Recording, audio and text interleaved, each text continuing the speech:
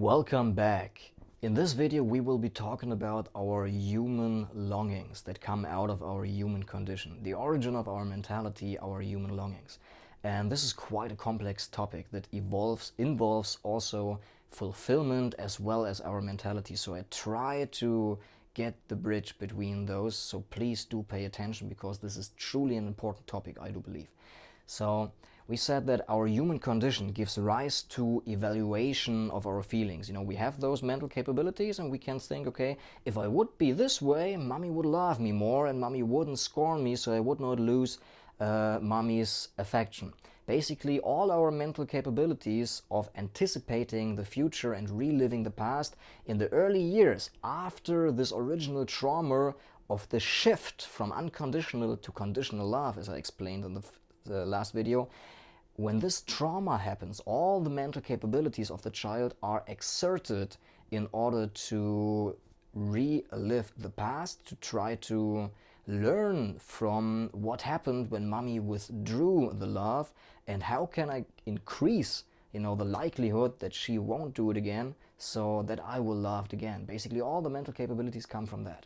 So from our human condition, we have the abilities, due to our mental capabilities, to evaluate our feelings and to avoid them selectively. And from that come our four longings. Because if we shut a part of us away, then we long for wholeness, and this shows up in those four longings that I'm going to be explaining. Now, why is this important?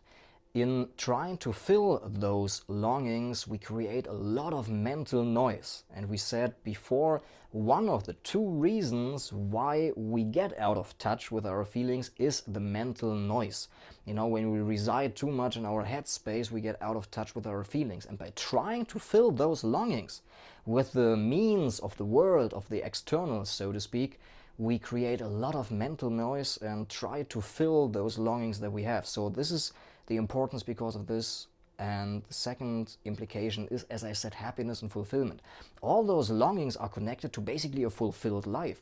And those come out of our core, like our core wound, our human condition. So what are those four longings? The first one is the longing for nature, to feel deep alive and for realness. So many people seek deep conversation, they seek nature, they seek connection with an animal like horse riding or swimming with dolphins or having a pet of some kind in order to feel connection with nature because they truly feel unalive. Why is that? Why do they feel unalive? Because they have disconnected from a certain part of themselves, a certain set of feelings that are not felt. So the longing is there for wholeness. The longing is there to kind of get beyond our conditioning to feel alive again. And we have this longing to feel alive, and we mostly employ unhealthy means to fill that. For example, smoking, drinking, having sex, doing drugs, going on a roller coaster ride. Nothing wrong per se, but it does not fill this longing of aliveness. And with that we create a lot of suffering and a lot of mental noise about, filling this longing for feeling alive again. The second longing is the one for fulfillment, actually, like deep down, the longing for fulfillment and happiness, because we feel we're not quite happy, because in shunning the feelings away, we kind of cling to the feelings that we want and try to avoid the feelings that we don't want. And in this, we are always in this in-between of kind of chase and running away, chase and running away, chase and running away. We're never kind of in poise, in balance, so to speak. We see that fulfillment lies in the deeper sentiment along all those feelings, that kind of the negative and the positive are both kind of objects residing in the space of fulfillment that is underneath. And then when we allow everything to be there, there's nothing to be afraid of because it's part of life. Some things are negative, some things are positive. This is just how life is, and we need to learn that.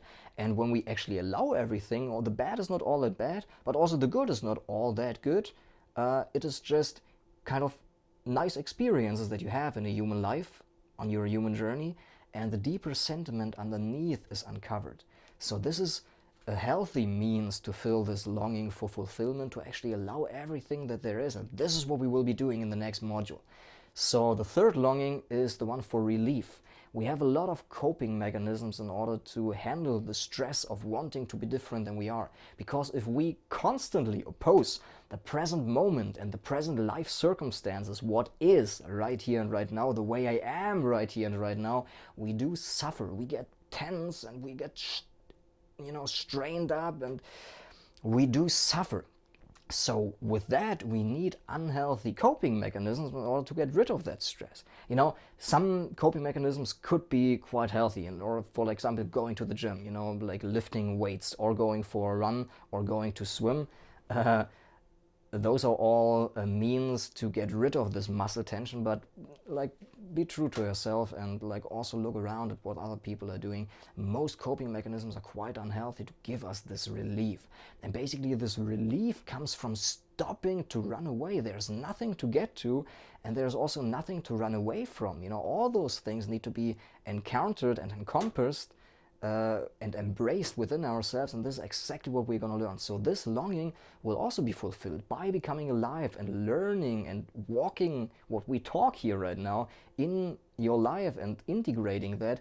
This longing will also fall away and you will feel at ease and relieved. The last longing is the one for connection, because we feel so disconnected from ourselves, from parts of ourselves, our feelings. We seek deep connection. And this is why so many people actually enter a love relationship out of just feeling unwhole and believing like the other person can fulfill my sense of unhappiness. But the sense of unhappiness, of unfulfillment, comes from actually running away from certain feelings, as we've just explained. So the deeper sentiment of everything is okay that it is, fulfillment, everything is good, never really comes out. So we always seek in the joy moments, in the spikes of emotions and the happiness, but that's not lasting because it can't be. It's just an emotion, it's just a wave.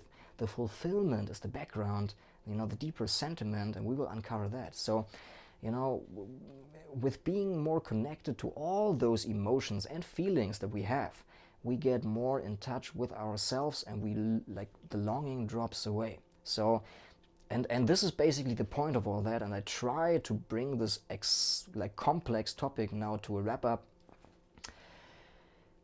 Our human condition brings us to those human longings. We're quite deeply unfulfilled because our mentality gets us out of touch with our feelings, with all the symptoms that we just explained, giving rise to those 4 longings that we have.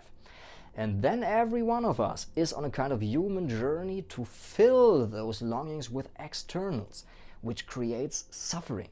And by actually learning this method, you not only will feel alive more and you kind of have the energy to change your life, but you will also feel deeply fulfilled, because then when everything is allowed, every feeling, you will sink deeper and all this longing will fall away. Just imagine how good it will be for your life if you would just be at poise, poise and at ease, and if you wouldn't be so kind of wavering and centered and grounded, and if you felt truly connected with yourself and would not need another person, for example, a love relationship, in order to fill you up, because you're already so fulfilled, and then you have a lot to give, and then relationship is actually really fun.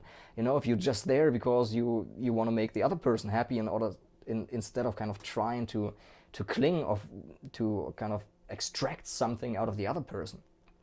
And all your unhealthy coping mechanisms fall away, because you feel like there's nothing to get to, nothing to run away from. There are still things I want to do, and there are still things I don't like, but if these come into my life, they need to be accepted, because I can't control everything, and it's unreasonable to believe that life is just positive. This is just a childish way of thinking. So, I enjoy the ride when the positive emotions come, and I kind of take a little time out when the negative emotions come, and so I live my life that way. And all the coping mechanisms fall away. And yes, I believe this is the main point, and I hope I could really, hammer this and, take it, that you can take it home for yourself, that by learning this method of allowing everything that there is, you will not only feel more alive, but your whole life will transform, because you actually know how life works. So my action step right here and right now for you is to really take some reflection time about the last things, because the human condition and the human longings and the human journey that we all employ, which I haven't been speaking about in detail because it's just not part of this course here, that's more, towards fulfillment and everything, if we want to get deep into that. Really go into that and let it sink in, maybe do some journaling on that, because this is the root core of your psyche. Every problem, every thought, every kind of emotional turmoil can be linked back to that. And if you find this way, actually your life can transform. You can shine real awareness on your conditioning. So take time for reflection and see you in the next video. It's really important that you do, because this is what you need to do. It is just necessary to take some time for reflection also, and to not rush through this course. Please let me urge you to do that. Thank you, and see you in the next video.